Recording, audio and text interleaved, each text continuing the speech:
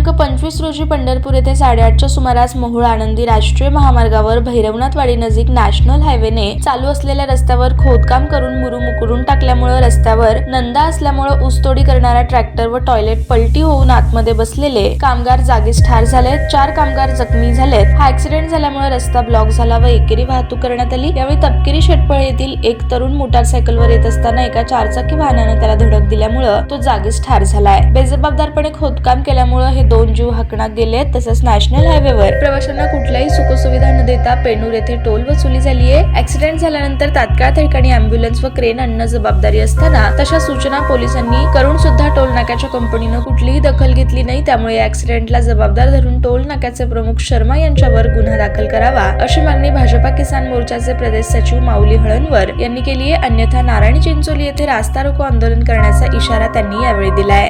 या शेतातील ऊस कामगार ट्रॅक्टरमध्ये रस्त्याने जात असताना भैरवनाथवाडी येथील लाईटचं जे आहे कनेक्शन लाईट बंदी होत्या, कारण इथले जे लाईट चालवणारे आहेत हे काय काळा बाजार करत असले तर लाईट चालू नसल्यामुळं हा ॲक्सिडेंट झाला असं माझा संशय आहे। नारायण चिंचोली येथील भैरवनाथवाडीजवळ नॅशनल हायवेने खोदकाम केल्यामुळे रात्री हकनाक 2 जीव या ठिकाणी ॲक्सिडेंट होऊन 2 जीव गेलेले आहेत।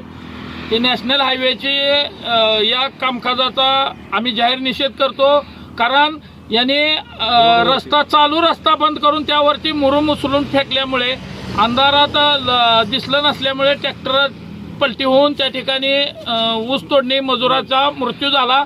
तसेच हा रस्ता ब्लॉक झाल्यामुळे पलीकडच्या रस्त्याने एक ओव्हरटेक करत असताना एक आमच्या तपकिरी शेटपळ येथील एक तरुणाचा मृत्यू झालेला आहे। मी पोलीस प्रशासनाला विनंती करतोय की या नॅशनल हायवेच्या या खोदकामाला जबाबदार असणाऱ्या नॅशनल हायवेच्या व पेनूर येथील टोल नाक्याच्या प्रमुखावर 302चा गुन्हा दाखल करावा, अन्यथा नारायण चिंचोली येथे भव्य रस्ता रोको आंदोलन आम्ही करणार आहोत।